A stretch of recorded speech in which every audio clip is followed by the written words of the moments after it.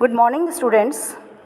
हम आज के अपने इस वीडियो में अब बात करेंगे एलिजी के आगे के स्टेंजा की। आगे के स्टेंजा जो कि हमें आगे के कवि के विचारों के बारे में बता रहे हैं, उनको अब हम देखेंगे। हमारी आगे की लाइनें 29 से 32 तक, और ये लाइनें इम्पॉर्टेंट हैं, हम इन पर ध्यान देंगे। स्टार्ट है लेट नॉट एम्बिशन और एनाल्स ऑफ द पुअर तक ये लाइनें हमारी चलेंगी। यहाँ पर इन लाइनों में हम देख रहे हैं कि कवि जो एलिजी है वो कवि उच्च कुल में और महत्वाकांक्षी लोगों की निर्धन और उनके जीवन यापन की पद्धति के प्रति जो भावनाएं होती हैं, उन पर कवि जो है अपने विचार व्यक्त करने जा रहा है। तो in these lines the poet's thought on the feelings of the high born and ambitious people about the poor and their mode of living have been presented. कवि कह रहा है कि धनवान लोगों से और महत्वाकांक्षी लोगों से कहता है कि उन्हें अपने से नीचे इन निर्धन किसानों के सरल श्रम का उपहास नहीं करना चाहिए। They should not mock them. The poet tells the rich and ambitious people not to look down upon the or ridicule the simple labour of these peasants. In reality there is the most useful labor which feed the community। वास्तव में उनका श्रम बहुत ही उपयोगी होता है जो समाज को भोजन देता है। हम भी जानते हैं किसान वर्ग अगर खेती नहीं करे, यदि वो अपना कार्य नहीं करे, तो क्या हमको भोजन मिलेगा, हमको अन्न मिलेगा? तो कवि धनवान लोगों से कहता है कि इनका जो कार्य है वो बहुत ही महत्वपूर्ण है, हमें कभी भी इन लोगों का मजाक नहीं उड़ाना चाहिए। वास्तव में उनका श्रम जो है वो उपयोगी है, समाज को भोजन देता है, इसलिए हमें उनका मजाक नहीं उड़ाना चाहिए। यदि वो किसान एक दिन काम करने नहीं जाए तो हमें भोजन नहीं मिलेगा। और ना ही इन उच्च वर्ग के लोगों को इन ग्रामीणों के सरल निष्कपट विनोद और आनंद या अनजान और घटना रहित जीवन पर हंसना चाहिए। In reality there is the most useful labour. उनका परिश्रम बहुत उपयोगी है। विच फीड द कम्युनिटी, जो समुदाय को, हम समाज को और दूसरे वर्गों को खाना खिलाता है, भोजन देता है। इसलिए nor should these high class people laugh at the simple innocent pastime and delights of these villagers or at their unknown or uneventful lives। उनके इस प्रकार के साधारण और सिंपल जीवन पर नहीं हंसना चाहिए। The poet further says that the people fond of grandeur and the pomp and show should not dismiss the brief and poor life stories of this poor people. अर्थात वह आगे कहना चाहता है कि वैभव और आडंबर के शौकीन लोगों को इन निर्धन लोगों के संक्षिप्त और निर्धन जीवन की कहानियाँ की उपेक्षा नहीं करनी चाहिए। यहाँ पर हम देख रहे हैं इन लाइनों में ग्रे की डेमोक्रेटिक स्पिरिट हमें दिखाई दे रही है।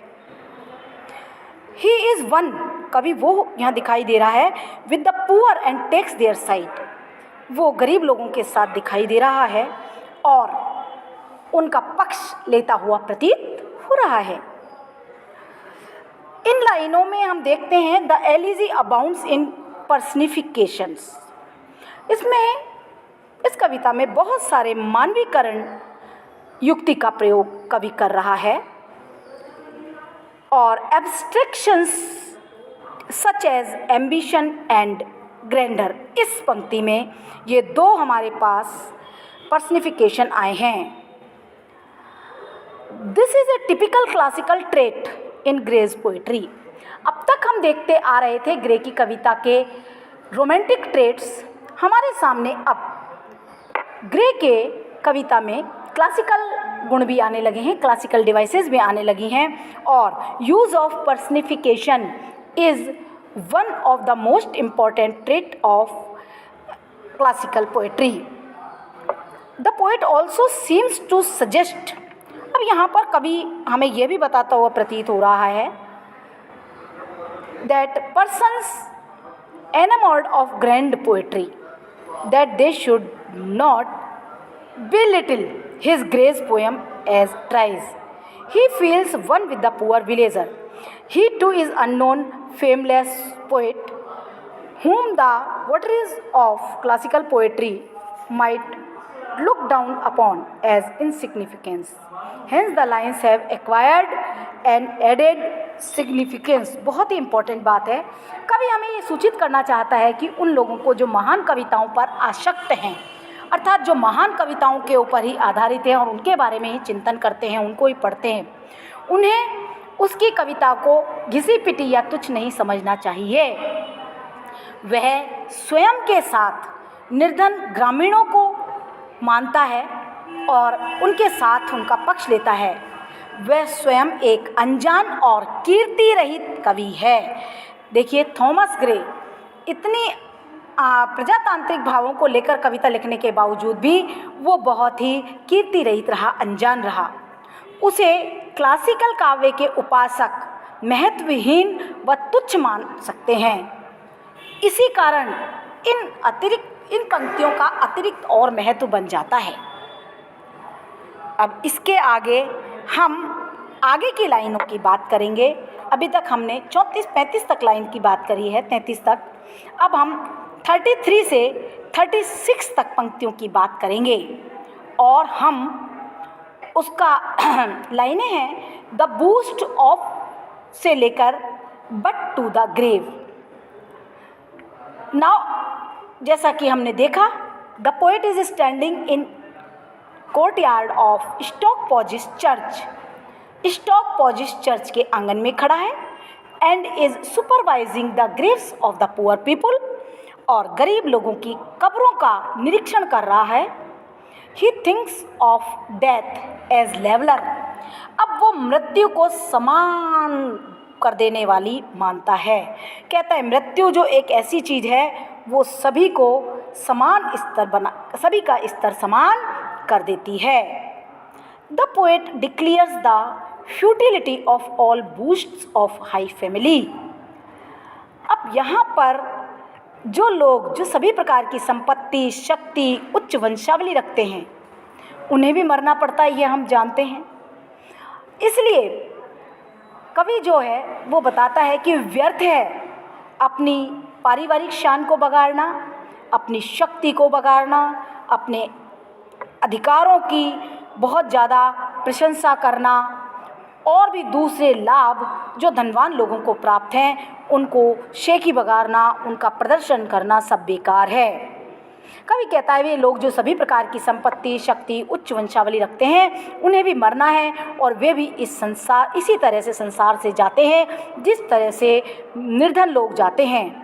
मृत्यु जो है वो किसी को क्षमा नहीं करती है, मृत्यु जो है किसी को नहीं बख्शती है।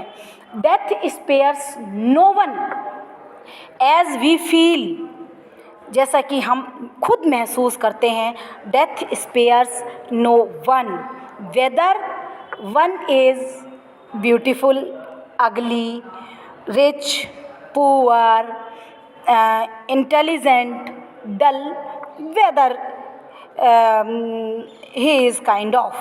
किसी भी व्यक्ति का चाहे व्यक्ति हो, मृत्यु हो है वो उसको नहीं छोड़ती है। इसलिए पीपल कहता है, पोएट कहता है, people possessing all the self power, high pedigree are also liable to die. सब मरेंगे and go the same way as the poor, उसी तरीके से मृत्यु की आगोश में जाएंगे जिस तरीके से एक गरीब व्यक्ति जाता है। Death spare none however high and mighty, चाहे शक्तिशाली हो चाहे ऊंचा हो, मृत्यु किसी को नहीं बख्शती है। All person who have won glory and renown in different walks of life, सभी व्यक्ति जिन्होंने बहुत ज़्यादा गौरव प्राप्त कर लिया है, विभिन्न क्षेत्रों में वो प्रसिद्ध हो गए हैं और वो धीरे धीरे प्रगति को प्राप्त हो रहे हैं, लेकिन would share the same fate, उनका भी भाग्य ऐसा ही होगा as the unknown unfamed obscure poor people, जिस प्रकार एक अज्ञात प्रसिद्धि बिना और अस्पष्ट व्यक्ति का होता है। कवि कहता है कि सभी व्यक्ति जो जीवन के विभिन्न क्षेत्रों में गौरव और यश प्राप्त करते हैं, वो भी उसी प्रकार मृत्यु के भागीदारी होंगे जिस प्रकार से एक अपरिचित, अप्रसिद्ध निर्धन लोग होते हैं। इस संबंध में कवि की ये जो लाइनें हैं वो बहुत ही इम्पोर्टेंट हैं।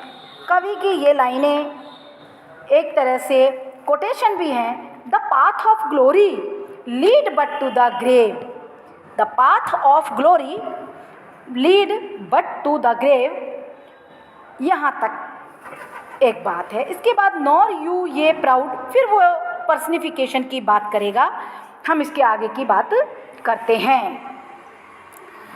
इसके आगे जो लाइन है बेटा, अब हम शुरू करेंगे तो इसको पहले हम देखेंगे। All will die one day, सभी लोग एक ना एक दिन मरेंगे। नो वन इज़ इमॉर्टल, यहाँ तक कि कोई भी अमर नहीं है। हम हमारे हिंदू माइथोलॉजी में से भी एक उदाहरण ले सकते हैं। जैसे कि हमने देखा राम, जिनको हम भगवान मानते हैं, उन्होंने अपना मानव जीवन संपूर्ण व्यतीत करके अपने जीवन को समाप्त किया जल समाधि के द्वारा। कृष्ण भगवान थे, वो भी मानव के रूप में आए और उन्होंने भी मृत्यु को प्राप्त करना पड़ा, यानी मृत्यु की आगोश में जाना पड़ा। Nothing can save man from becoming a prey to death, मृत्यु के शिकार से एक इंसान को या किसी भी चीज़ को कोई नहीं बचा सकता है।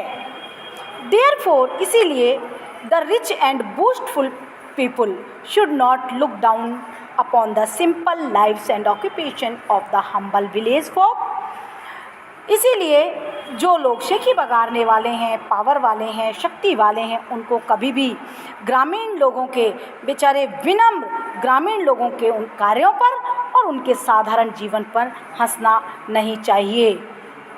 With whom they would be on a per in the grave, क्योंकि इसी के साथ वो भी अपनी कब्र में जाएंगे।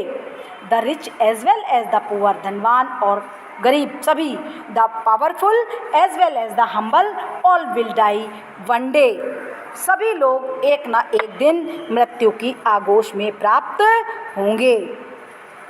हम क्रिटिकल रूप में देखें तो ये देख सकते हैं the subject of the sentence, इस पंक्ति का जो विषय है वो ये है कि is the death is the unavoidable hour, मृत्यु जो है वो ये है कि उससे बचा नहीं जा सकता।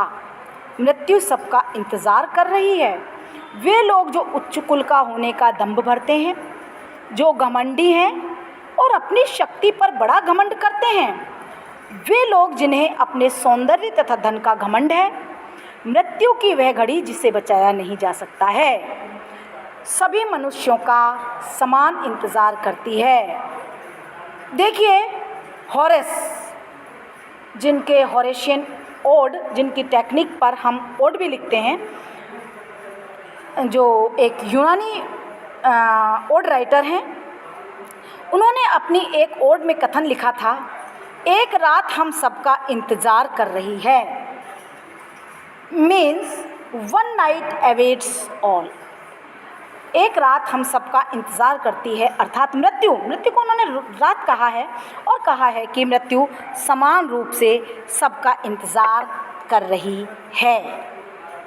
ये पंक्ति इम्पॉर्टेंट हैं, कोटेशन के रूप में भी जानी जाती हैं। अब हम अगली पंक्तियों की बात करेंगे 37 से 40, जो हैं नॉर यू ये प्राउड से लेकर ऑफ प्रेज तक। इन these lines the poet is looking at the grave of poor people. He thinks of the rich and proud people who despise the poor. गरीब और धनवान और घमंडी लोगों के बारे में सोच रहा है कवि, जो कि गरीब लोगों से एंड पुअर एंड हम्बल और विनम्र लोगों से नफरत करते हैं। The poet warns the rich. इन पंक्तियों में वो चेतावनी दे रहा है धनवान लोगों को, not to lay fault on the poor, कि वो गरीबों के अंदर कोई कमी ना ढूंढें। If memories are not raised on their graves, यदि उनकी कब्रों पर किसी प्रकार के स्मृति चिन्ह नहीं बनाए गए हैं तो वो उनके अंदर कमी ना ढूंढें। It is not the fault of the poor, ये कोई गरीबों की कमी थोड़ी है। Who lie dead in the grave, वो गरीब जो कब्र के अंदर मृत पड़े हुए हैं। That memorials could not be erected on them, कि यदि उनकी कब्र पर किसी प्रकार के स्मृति निर्मित नहीं करवाई गई है तो इसमें उनकी थोड़ी गलती है। जो society is more responsible for it, समाज इस काम के लिए अधिक जिम्मेदार है। अब इन लाइनों में the poet says to the proud and ambitious and showy people, झूठा प्रदर्शन करने वाले, महत्वाकांक्षी और घमंडी लोगों से कहता है, पीपुल ऑफ सिटीज़, शहर के लोगों से कहता है कि that they should not lay blame on the poor villagers, कि उन्हें ग्रामीण लोगों को दोषारोपित नहीं करना चाहिए। Who lied buried in the simple graves, जो अपनी इन साधारण कब्रों में लेटे हुए हैं। If their friends and relatives could not erect monuments over them, यदि गरीब लोगों ने उनकी कब्रों पर या स्मारक पर किसी भी प्रकार के कब्रों पर स्मारक नहीं बनाए हैं।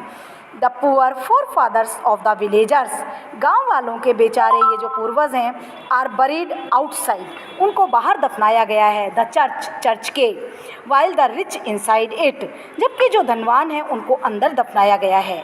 The poet admonishes the rich and proud people of the cities that they should not hate the ordinary grave of the rude rustics।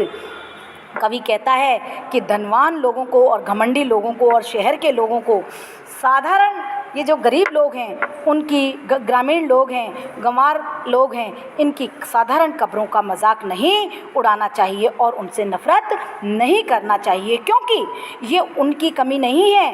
That की grand and majestic memorials are not erected on their graves, कि बहुत ही शानदार स्मृति चिन्ह उनकी कब्रों पर नहीं बनाए गए हों तो। And they were not buried inside the church, और उन्हें इसलिए भी उनसे नफरत नहीं करनी चाहिए कि उन्हें चर्च के अंदर जो है नहीं दफनाया गया है। द ड्रिज वाज संग in their funeral was not संग, अब मृत्यु गीत भी उनके अंतिम संस्कार के समय नहीं गाया गया है। They have been buried unsung and unhonoured, उनके लिए किसी ने गीत नहीं गाया, उनके लिए किसी ने सम्मान नहीं दिया। It is none of their fault, तो ये कोई उनकी कमी नहीं है।